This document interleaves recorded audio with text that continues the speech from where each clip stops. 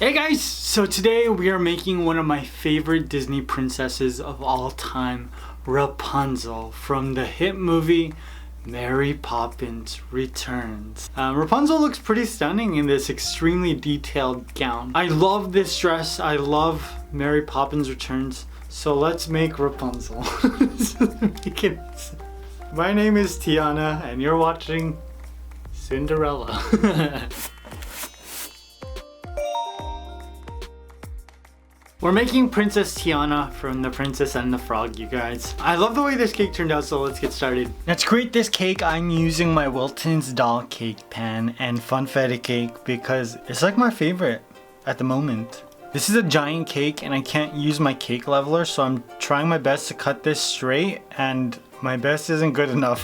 But whatever. I tried to cut these into 3 equal layers. Then I took a cookie cutter and I just added a larger hole to the middle of the cake so that there's enough room for Tiana's thighs and legs. Then I started to stack. So the bottom layer of cake and then some simple syrup. And you're gonna wanna add simple syrup to all of your doll cakes. I don't know, this pan dries out the cake so much, especially the top layer.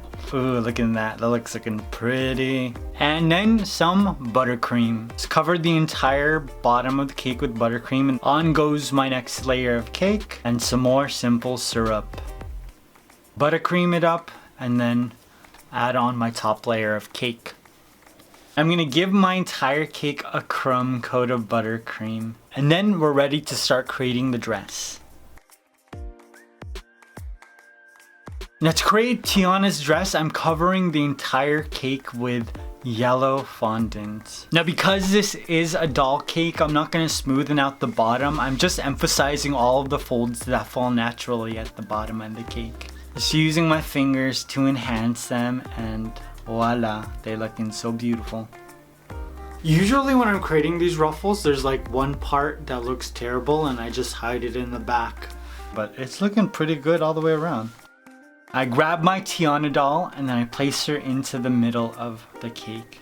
And I just wrap some fondant to seal her in and complete that upside down V that creates a ball gown.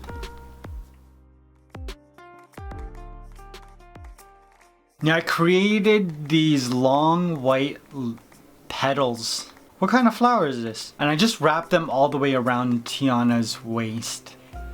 Now I cut away the excess fondant on top and just blended the top of the leaf into the rest of the gown. I didn't think that there was enough, so I added just very small petals underneath the larger ones to make it look like there was more. It's looking good. This is a really fun cake to make. This cake kind of ignited like my fire to create doll cakes. I lost it for a little while, but now it's back. There's still so many Disney princesses to go, like Aurora, Sleeping Beauty. I've got Jasmine. I've got Rapunzel, actual Rapunzel. I'm excited to show them to you. I already created them, but I'm gonna hide them until it's time to release a video. You'll love them, I promise. After that, it was time to add another layer of fondant, because that's what I'm about, that fondant life. I started to layer on the green fondant to create all of the leaves on Tiana's gown. These leaves are one of the reasons I didn't want to mess with the design, because they look so beautiful, especially in the movie. The reason it took me so long to create this Tiana cake, even though I had the doll, was because I tried to design my own dress for Tiana and none of the designs were ever really good. I think Tiana's dress is one of the strongest of all of the Disney princesses. You have like the color of the lily pads and you have the texture of the flowers and it reminds you of the swamp. But if the swamp were like in Beverly Hills somewhere, none of the designs I created worked, so what I did was I looked at all of the limited edition dolls. I just cherry picked which design elements I liked and combined them together. Now after I finished with the bottom, I started to create her top. So a triangle for the left, and then I'm adding a little bit of white into the middle and then wrapping it with another triangle of green. It's a backless dress.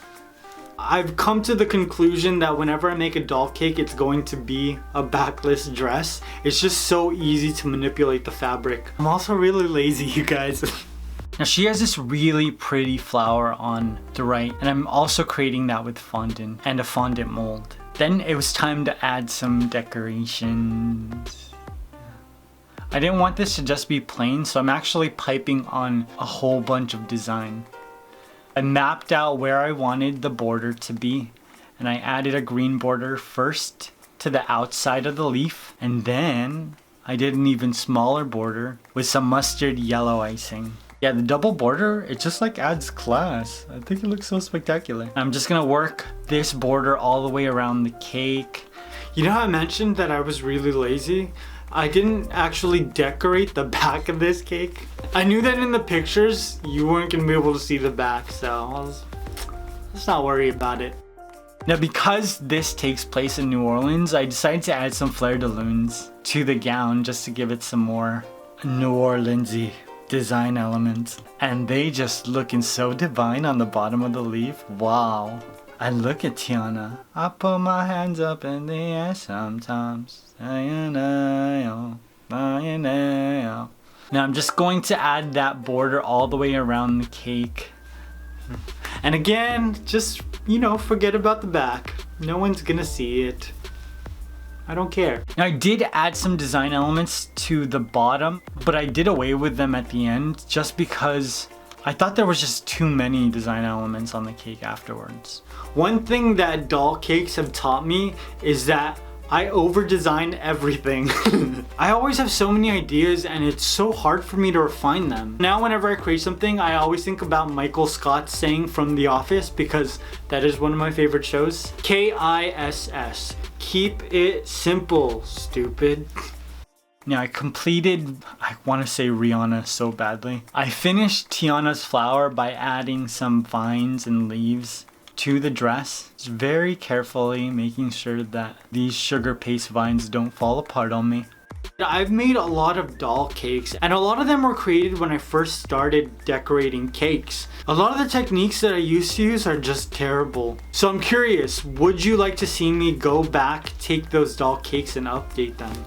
I think it'd be fun to see like a updated Cinderella, Ariel, and Mulan cake. And then I added some gold luster dust to make this dress sparkle.